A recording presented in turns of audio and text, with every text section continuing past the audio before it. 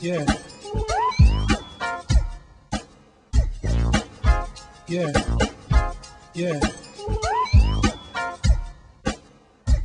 In my neighborhood, I live alone. I got one to go. Street protocol has me on the wrong side of the law. In New York City, sometimes feel like the city of God. I come from nothing but nowhere to go. So what can the government take from me when I ain't got shit? I got a closet full of clothes, bad credit, and my big mouth is always getting me in trouble. But fuck it. Even if I was walking backwards, it would be still considered a step in the right direction. I come from nothing but nowhere to go, so what can the government take from me? This is where they have bulletproof corner stores, and they never stop to take a breath. And you can even catch a contact from the gun smoke. I was born in a claustrophobic situation where the scent of roach spray gets me homesick. It was 212 West 129th Street. That's where the needle skips on the family that broke the record for all the times the mice left holes in the loaf of the bread while the roaches played dead like raisins and they were backstroking in my bowl of cereal. I had a good stomach back then. It was them days of free sex. Good pussy had a price, and cold chillin' was just the understatement. We used to get dressed up just to go to bed. We were wrapped under blankets and coats, and then you wake up sweating from the cries of an alley cat in heat. And then by the time you're 2 or 3, you're like numb to this noise. And if you move down south, the silence will give you insomnia.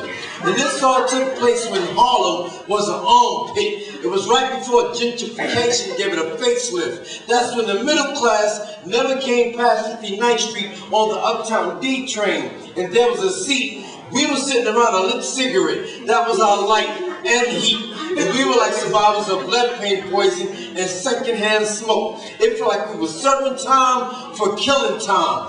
Fuck sheep. We used to count pit bulls in our sleep. You might even see a blind man get into a fist fight for looking at somebody the wrong way. But I'm the ugly one. I'm mad because I gotta keep drying my socks in front of the stove with my underwear on the radiator. And I started saving all of my asthma pumps because I heard that they're gonna be worth a lot of money someday. So as you come through my neighborhood, you might see more barbershops than bookstores. And there's a pet shop right across the street from the housing projects. Now that shit is crazy. Because you would think after living so long in a cramped situation, somebody would show compassion for a goldfish in a bowl to go nowhere but in circles. This is not a concrete jungle, it's a bulletproof circus. It's where grown men walk around with cartoons on their sweatsuits and Gucci nights, and they be shooting layers for free cheese. So welcome to Life is a Bitch, and this is the Urban Chronicles. I'm from where prayer is nothing but a nickname for an overrated jump shot, slowly released from the fingertips of a high school kid named Moses. And I don't know if you notice it or not, but my neighborhood got more churches than schools. In fact, there's a church in all 4 corners around the housing projects, like a fort, and I feel trapped. And every playground has a child named Moses that wants to jump and handle his way out the hood. Yet he allows pressure from the atmosphere and his peers to hamper his ability to improve his skills, and he'll probably be able to serve a child that came close but never made it. So welcome to Life is a Bitch. And this is the urban look. I'm from where in the summertime we be holding picnics on dead grass and broken glass glitter like fragments of stardust under the night lights. And this is what the tourists come through the hood to see. They couldn't fathom how we exist on the inside of the sun. I'm from the emergency rooms that ran like something from the medieval times, and the medical student taught the craft of milking your blood and your Medicaid card. This is where Mecca sits right next door to a methadone clinic, and a malpractice lawsuit let a bum dress nice for once in his life if he doesn't mind having the wrong finger amputated. But the irony of this is, somebody in my hood is going to see that dude with the missing finger and think it's cool. And before you know it, that's going to be the new style. And I can see it now, some dude would be like, "Come check your son. I just got my finger cut off. This shit look hot, right?" Then his friends be like, "Yo, I'm feeling that, son. Watch next week, I'm going to get all my fingers cut off." And you haven't said to yourself that this poetry is deep, but it's not. Deep is the way girls only check me out whenever they see me with another girl. So I started hanging out with lesbians, and we hooked up chicks together. But then again, that's not even deep. Deep is the way this one dude asked me, what's the quickest way to get from here to Rikers Island? And I told him to take the D train to 34th Street and throw a brick through Macy's window. Now that's deep. So whenever Hollywood, tell me when to stop, because you know I can go. Because whenever Hollywood wants that urban look, the camera crew comes to my neighborhood. And graffiti is always in the background of some dude picture, sometimes with the letters spray pen and calligraphy. It's like the letters taken from the cover of the Bible, and survival is the code that we live by. But let me tell you something about black people. We make struggling look easy.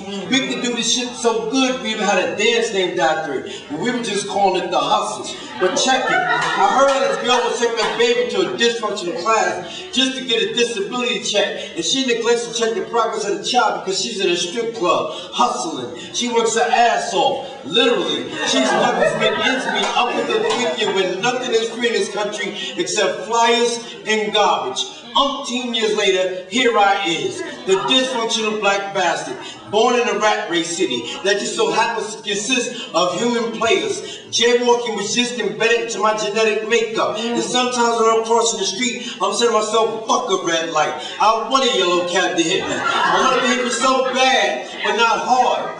Because sometimes it seems like the lawsuit is the only way I'm going to ever get out of this deep, dark ditch that we call debt and want and need and greed. And all that drama takes place in that section of the city where they have corner stores in the middle of the block. That's where English is the second language, Spanish is the first. That's where you never see the politicians that run that place up until it's time to win the black vote. They go to the local black church and they be smiling in our face and laughing behind our backs about how we was getting the Holy Ghost and we was sweating on our perms from our Sunday hats. And that's cool.